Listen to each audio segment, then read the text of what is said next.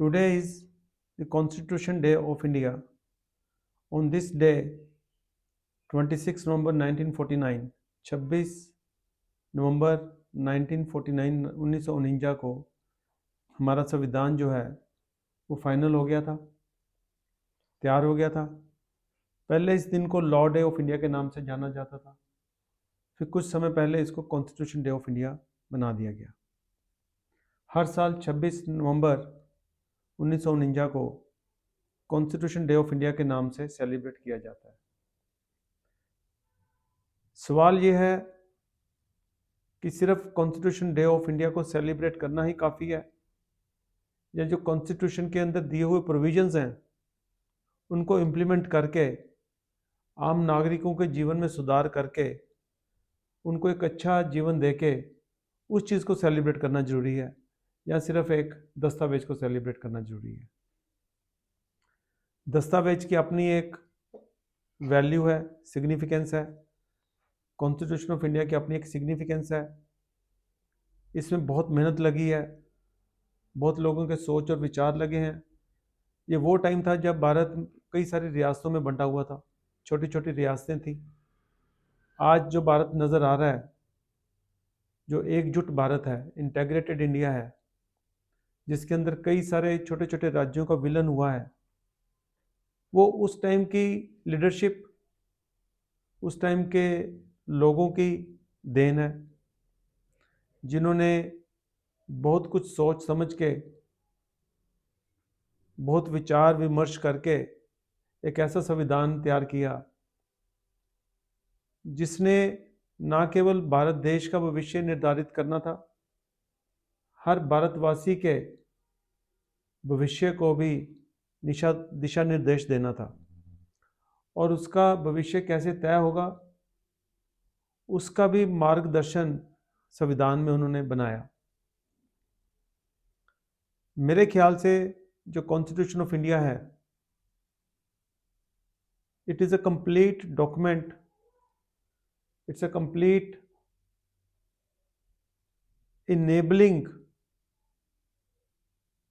document or authority which can alleviate, remove the poverty in India। गरीबी खत्म कर सकता है, अमीरी गरीबी का बढ़ता हुआ फासला खत्म कर सकता है, भ्रष्टाचार खत्म कर सकता है।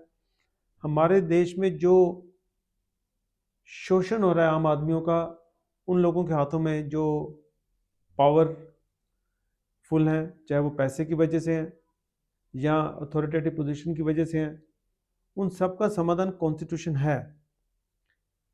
ये दुर्भाग्य की बात है कि बहुत से लोगों को संविधान के बारे में पता ही नहीं है कि संविधान भी एग्जिस्ट करता है। जिनको पता है उनको संविधान की प्रिंसिपल्स के बारे में ज़्यादा नहीं पता, और जो देश है वो संविधान के हिसाब से पूरी तरह से काम नहीं कर पा रहा। तो अब हम देखते हैं कि कॉन्स्टिट्यूशन बनने में कितना टाइम लगा, कितनी मेहनत हुई, कब तैयार हुआ। तो शैली बताओ जरा, कॉन्स्टिट्यूशन बनने में कितना टाइम लगा? 2 years, 11 months and 18 days. 2 year 11 12 months months, and 8 18 days। days. तो ऑलमोस्ट समझ लो कि 3 साल से 12-13 दिन कम। Hmm. तो कितने मेंबर थे कॉन्स्टिट्यूंट असेंबली के? 389 members. 389 मेंबर। आपको पता है जो 389 मेंबर्स थे उसमें से बहुत से मेंबर प्रिंसली स्टेट्स के भी थे, क्योंकि उस टाइम पे भारत एकजुट नहीं था।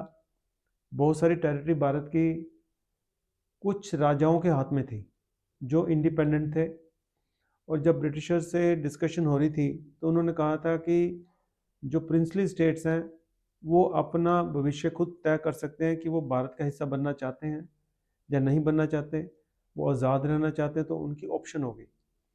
तो उनको बड़े ही तरीके से उस टाइम के राजनेताओं ने उनका विलय भारत देश में करवाया। भारत देश में आज कोई राजा नहीं है, रिपब्लिक है इंडिया। तो उस टाइम के राजाओं के लिए ये बात को स्वीकारना आसान नहीं था, क्योंकि कोई भी अपनी आज़ादी को लूज़ नहीं करना चाह रहा था। तो 389 मेंबर में काफ़ी सारे लोग प्रिंसली स्टेट के थे जो उनके नॉमिनेटेड मेंबर थे, और जो प्रोविंशनल स्टेट से थे, प्रोविंशनल से जहाँ पर भारत के राज्य बने हुए थे, जो ब्रिटिश गवर्नमेंट के अधीन थे, तो प्रोविंशनल जो थे वहाँ से लोग इलेक्टेड थे, वो मेंबर थे। तो इस तरीके से कॉन्स्टिट्यूएंट असेंबली में जो 389 मेंबर आप बता रहे हो, तो मिक्सचर थे दोनों की तरफ से।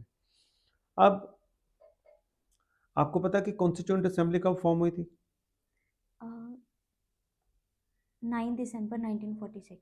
9 दिसंबर 1946। 46 और 26 नवंबर 1950 1949 को कॉन्स्टिट्यूशन को मान लिया गया कि ये फाइनल डॉक्यूमेंट है। अब जब कॉन्स्टिट्यूशन ऑफ इंडिया फाइनल हो गया 26 नवंबर 1949 को, तो इसकी सिग्निफिकेंस अगर हम समझें तो जो कॉन्स्टिट्यूशन में हमारे राइट्स दिए गए हैं उसकी हमारी इंटाइटलमेंट शुरू होगी। उस दिन से रूल ऑफ लॉ इस्टेब्लिश हो गया। उस दिन से ये तय हो गया कि भारत एक रिपब्लिक होगा। इसमें कोई भी राजा नहीं होगा, कोई भी मोनार्क नहीं होगा। Head of the constitution, head of the country will also be an elected person. जैसे प्रेसिडेंट ऑफ इंडिया हमारे अब हैं, वो राजा नहीं है, लोग उनको इलेक्ट करते हैं और इनडायरेक्ट इलेक्शन सिस्टम है। तो 26 नवंबर 1949 से जब संविधान फाइनल हो गया, तो उसकी ये सिग्निफिकेंस बन गई कि अब नागरिकों के अधिकारों की इंटाइटलमेंट शुरू होगी। लेकिन नागरिक अपने अधिकार मांग नहीं सकते थे जब तक ये लागू नहीं हुआ था। तो कॉन्स्टिट्यूशन ऑफ इंडिया जो लागू हुआ वो 26 जनवरी 1950 को हुआ। तो 26 जनवरी 1950 को हम रिपब्लिक डे ऑफ इंडिया मनाते हैं, क्योंकि उस दिन से इंडिया रिपब्लिक बन गया, रूल ऑफ लॉ इस्टेब्लिश हो गया। अब जैसे हम जानते हैं कि कॉन्स्टिट्यूशन एक ऐसा डॉक्यूमेंट है which is complete in itself in all forms. It can provide justice to people and the motto of the constitution, the preamble of the constitution says this, वो बताता है। ये अलग बात है कि हमारे देश में शिक्षा की कमी और मीनिंगफुल एजुकेशन की कमी की वजह से एक तो बहुत से तबका हमारा अनपढ़ है जिनको तो पता ही नहीं है, और बहुत से पढ़े लिखे लोगों को भी हमारे ये नहीं पता कि संविधान का मतलब रियल लाइफ में क्या है। इसलिए जब हम बच्चों को पढ़ाते हैं, और हमने बच्चों को पढ़ाने का प्रोजेक्ट 2013-14 में शुरू किया, तो हमारे मन में यही था कि बच्चों को वो शिक्षा दो जिसके बेस के ऊपर हमारा देश चलता है, और देश का हमारा आधार है संविधान। तो हम C फॉर कॉन्स्टिट्यूशन पढ़ाते हैं, ठीक है। हम कॉन्स्टिट्यूशन में D फॉर डेमोक्रेसी पढ़ाते हैं, ठीक है, ताकि हर नागरिक को बचपन से ही पता चल जाए कि C फॉर कैट नहीं, C फॉर कॉन्स्टिट्यूशन है, ठीक है। अब हम उनमें से कॉन्स्टिट्यूशन की डेफिनेशन पूछते हैं। आपको पता है कॉन्स्टिट्यूशन की डेफिनेशन? Yes. बताओ। Constitution is a document which informs us about our rights and duties and how our country India is to be administered. ठीक है। सो कॉन्स्टिट्यूशन एक ऐसा डॉक्यूमेंट है जिसमें हमारे राइट्स भी दिए हैं, हमारी ड्यूटीज भी दी हैं, और पूरा देश कैसे चलना है वो भी बता दिया। तो पूरा देश की जब बात करते हैं तो पूरा देश के अंदर पूरे देश का एडमिनिस्ट्रेशन भी आता है। तो इसलिए हम A फॉर एडमिनिस्ट्रेशन पढ़ाते हैं, क्योंकि पूरे देश की एडमिनिस्ट्रेशन कैसे होनी है, एज पर कॉन्स्टिट्यूशन ही होनी है। तो अगर हमें पता चल गया कॉन्स्टिट्यूशन के अंदर सारा कुछ दिया हुआ है, तो हम कॉन्स्टिट्यूशन पढ़ेंगे तो हमें सब कुछ पता चल जाएगा।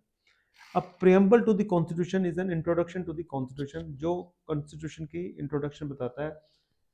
We the people of India having solemnly resolved, we the people of India मतलब पूरे भारत के लोग, उसमें कोई एक नागरिक नहीं आता, कुछ राजनेता नहीं आते, कुछ ब्यूरोक्रेट्स नहीं आते, बल्कि कौन आते हैं? पूरे भारत के लोग। तो पूरे देश के लोग उस कॉन्स्टिट्यूशन में आ गए। तो जब पूरे भारत के लोग कॉन्स्टिट्यूशन में आ गए, तो इसका मतलब ये सब लोगों का मिला जुला संविधान है, ये कुछ चंद लोगों का नहीं रहा, क्योंकि ये we the people of India का संविधान है। किसका संविधान है? We the people of India. जब we the people of India है तो दैट मीन्स सारे भारत लोगों का ये मिला जुला ज्वाइंट अग्रीमेंट है, ज्वाइंट डॉक्यूमेंट है, ठीक है। चाहे जो कॉन्स्टिट्यूएंट असेंबली थी उसमें 389 मेंबर थे, और वो 389 मेंबर भारत के लोगों को रिप्रेजेंट कर रहे थे, जिसकी वजह से ये कॉन्स्टिट्यूशन ऑफ इंडिया इमर्ज होकर आया। इसलिए सारे भारत के लोगों को उन्होंने रिप्रेजेंट किया, वो रिप्रेजेंटेटिव करेक्टर में गए थे, नुमाइंदे की तरह गए थे, ठीक है। So we the people of India having solemnly resolve to constitute India into a sovereign, socialist, secular, democratic democracy, republic, and to secure to all its citizens. हमने पहले तो बता दें कि भारत क्या होगा। वो सोवरेन होगा। सोवरेन मतलब किसी के कंट्रोल में नहीं है। सोशलिस्ट, सामाजिक न्याय की तरफ काम करेगा, लोगों के वेलफेयर के लिए काम करेगा।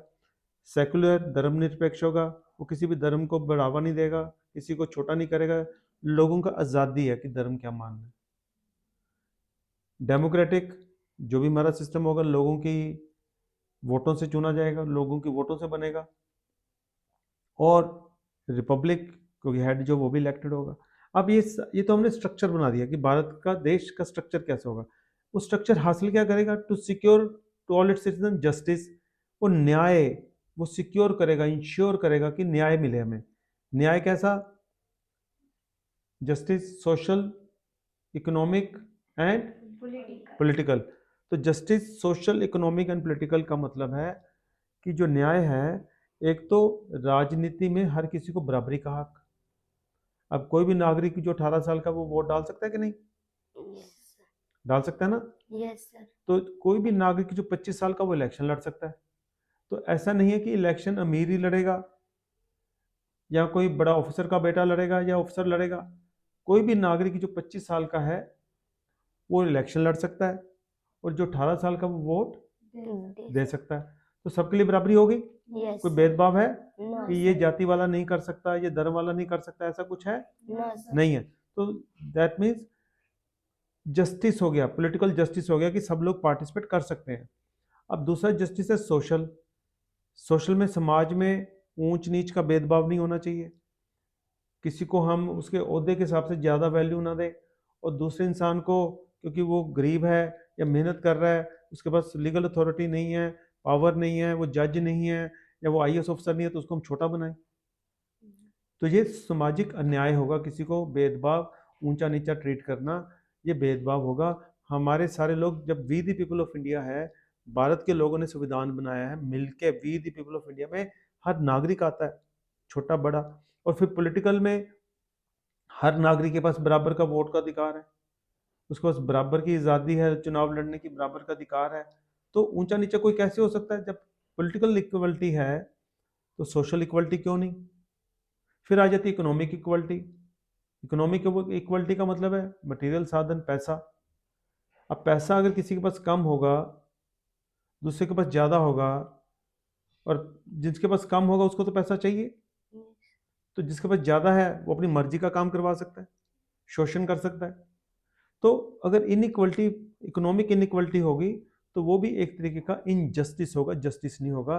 तो जस्टिस क्या सिक्योर करना? हमारे कॉन्स्टिट्यूशन है, जो हमारा स्ट्रक्चर है उसने सिक्योर करना justice, social, economic and political. उसने आर्थिक न्याय भी लेके आना है। हमारे जो साधनों की वितरण है, डिस्ट्रीब्यूशन है, वो इस तरीके से हो कि हर नागरिक के पास पर्याप्त मात्रा में साधन हो ताकि उसका कोई शोषण न कर सके साधनों की वजह से। अब साधनों से रोटी आनी है, साधनों से घर की छत आनी है, साधनों से ही कपड़े आने हैं। अगर साधन ही नहीं होंगे तो फिर क्या होगा? हम जिसके पास साधन है उसको बोलेंगे ठीक है जो मर्जी करवा ले। तभी तो समाज में बुरे काम होते हैं, कोई ना कोई तो करवाता ही है ना। जो करते हैं वो किसी लालच में करते हैं, तो कोई ना कोई तो वजह होगी। तो इसलिए कॉन्स्टिट्यूशन कहता है कि ऐसी सिचुएशन आई ना तो जस्टिस ऐसा हो, न्याय ऐसा हो, पर फिर ऐसा नहीं हो रहा। इसका मतलब कहीं ना कहीं जो चीज़ लिखी हुई है उसकी प्रोविजंस की इम्प्लीमेंटेशन नहीं हो रही है। क्यों नहीं हो रही है? क्योंकि शिक्षा नहीं है, लोगों का दबाव नहीं है। अब आप लोगों ने भी कितने लोगों से पूछा वोट डालते हो, क्यों डालते हो? तो कोई पैसे के लालच में वोट डाल रहा है, कोई आटा चावल दावल के लालच में वोट डाल रहा है, लेकिन कोई भी इसलिए नहीं डाल रहा कि हमारे देश का सिस्टम सुधर जाए, क्योंकि इतनी नॉलेज ही नहीं है। आपको पता चलेगा ना, लोगों को ज्ञान ही नहीं है ये बात का। जब ज्ञान ही नहीं है तो करेंगे क्या वो? ठीक है ना। तो justice, social, economic and political and liberty of thought, expression, belief, faith and worship, कि हमें आज़ादी कि हम जो सोचते हैं वो कर पाएं, हम अपनी बातों को दूसरे से शेयर कर पाएं, अगर देश में कुछ बुरा हो रहा है उसके प्रति, उसके खिलाफ आवाज़ उठा पाएं, जो गलत कर रहा है उसको समझा पाएं कि वो ठीक करे। अगर कोई आइडिया हमारे दिमाग में आता है और उससे हम कन्विंस हैं तो हम दूसरों के साथ साझा करें। तो इसलिए इस देश में विभिन्न विचारधाराओं के लोगों को इकट्ठे रहने का मौका मिलता है। नहीं तो कोई किसी से लड़ पाता, कोई किसी से लड़ पाता कि तुमने ऐसे कैसे बोल दिया, क्योंकि हमारा संविधान अलाउ करता है कि you can share your thoughts, express them, you can believe in any idea, but that should not be against the constitution. संविधान के खिलाफ हमारे वो नहीं होना चाहिए।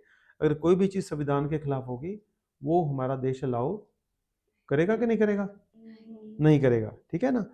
तो इसके बाद आ गई equality of status and opportunity, कि हर नागरिक को जो भी हमारे देश के अंदर अवसर क्रिएट होते हैं, मौके क्रिएट होते हैं आगे बढ़ने के, उसमें किसी भी नागरिक को किसी भी भेदभाव के बिना, जात, धर्म, कास्ट, फेथ, किसी के भी बिना उसको बराबर का मौका मिले। अब देखो, जो बच्चा पैदा हो गया उसको भूख लगेगी कि नहीं लगेगी? Yes. हम कह सकते हैं ये इस धर्म का, इसके बच्चे को भूख नहीं लगेगी?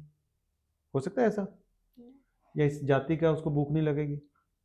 चाहे वो किसी भी जाति से ताल्लुकात रखता हो, चाहे किसी भी धर्म से ताल्लुकात रखता हो, कोई भी भाषा बोलता हो, भूख तो पेट को लगनी है, वो कॉमन है। वो जाति धर्म से उसका कोई लेना देना नहीं है, वो कुदरत है। तो भूख तो मिटनी चाहिए, इसी तरीके से उसको आगे बढ़ने का मौका मिलना चाहिए। उससे जाति धर्म का क्या संबंध? तो जाति धर्म का आधार ही गलत बना रखा है। हर नागरिक का आधार होना चाहिए कि हर नागरिक की जरूरत है, हर देशवासी जो इंसान है उसको पेट लगा, भूख है, उसको आगे बढ़ने का मौका मिलना चाहिए। तो उसमें भेदभाव नहीं होना चाहिए। और सरकार की जिम्मेदारी है कि मौके इतने होने चाहिए, जितने नागरिक हैं उतने अवसर तैयार करें। अगर सरकार को लगता है जनसंख्या बढ़ी है तो शिक्षा के प्रोग्राम शुरू करें, क्योंकि हम देखते हैं कि शिक्षित लोगों के बच्चे कम हैं और अनपढ़ों के बच्चे ज़्यादा हैं। तो इसका मतलब सीधी सीधी बात है कि अगर हमें लगता है कि जनसंख्या ज़्यादा है और हम इतने साधन क्रिएट नहीं कर रहे, फिर पढ़ाई बांटो। 75 सालों से, जब से देश आज़ाद हुआ है, हमने पढ़ाई क्यों नहीं दी लोगों को? क्यों लोगों को अनपढ़ रखा? किसकी जिम्मेदारी थी? जो हमारे टैक्स के पैसे से ऐश मार रहे हैं, ठीक है। तो फिर आती है फ्रेटर्निटी। फ्रेटर्निटी है भाईचारा, क्योंकि अब हम अंग्रेजों के गुलाम तो है नहीं, हम तो भारतीय लोग हैं। हम कहते हैं हम तो भारत में पैदा हुए हैं, हम तो भाई बहन हैं, भाईचारा है हमारे अंदर। हम एक दूसरे की कोऑपरेशन करें, एक दूसरे की टांगे ना खींचें। तो हो उल्टा रहा है। क्यों? राजनेताओं ने लोगों को लालच दे दिया है कि तू अपने काम का ध्यान रख, तेरा फायदा करा देता हूँ, तो उसको मत बताना, उसको मत बताना, उसको इकट्ठा मत करना। तो भाईचारा वो तोड़ रहे हैं, हमारे संविधान के खिलाफ की बातें कर रहे हैं। वो क्यों नहीं बताते लोगों को कि संविधान कहता है सारे जुड़ के रहो? नहीं बताते। क्यों? उनका स्वार्थ है, उन्होंने वोटों को तोड़ना है, उनको वोटें चाहिए। तो ये सब इसलिए कर पा रहे हैं क्योंकि नागरिकों ने संविधान को पढ़ा नहीं हुआ। तो कॉन्स्टिट्यूशन डे को आज हम लोग शपथ लेते हैं, सारे हाथ आगे करो। हम शपथ लेते हैं कि हम सारे पढ़ेंगे, हम सारे पढ़ेंगे, समझेंगे और दूसरों को भी समझाएंगे। अगर हम नहीं करेंगे तो फिर हमारा मूर्ख बनता रहेगा और जो संविधान के अंदर दिए गए ऑब्जेक्टिव्स हैं वो अचीव नहीं हो गए। उसके बिना मीरी और गरीबी का फासला खत्म नहीं होगा, भ्रष्टाचार खत्म नहीं होगा, शोषण खत्म नहीं होगा। अगर हमें बराबर की जीवन चाहिए, बराबर की नागरिक चाहिए, तो हमें शपथ लेनी है कि हम मिलके इंश्योर करेंगे कि हर नागरिक तक ये शिक्षा पहुंचे। इसलिए जो एफर्ट्स हम कर रहे हैं सारे मिलके, इसको हम लगातार करते रहें। जब तक जान है तो हम करते रहेंगे, जब जान चली जाएगी तब तक हम इतने बीज छोड़ जाएंगे लोगों को बताते हैं कि वो फैलाएंगे, ठीक है। तो कॉन्स्टिट्यूशन डे की एक बार फिर से आप सबको बहुत बहुत मुबारक। और मेरे को पूरा यकीन है कि आप इसको समझते हुए, कॉन्स्टिट्यूशन की सिग्निफिकेंस को समझते हुए सारे लोग मिलकर काम करेंगे ताकि भारत देश को हम दोबारा से सोने की चिड़िया बना पाएँ और दुनिया का नंबर 1 देश बना पाएँ। आप सबका बहुत बहुत धन्यवाद।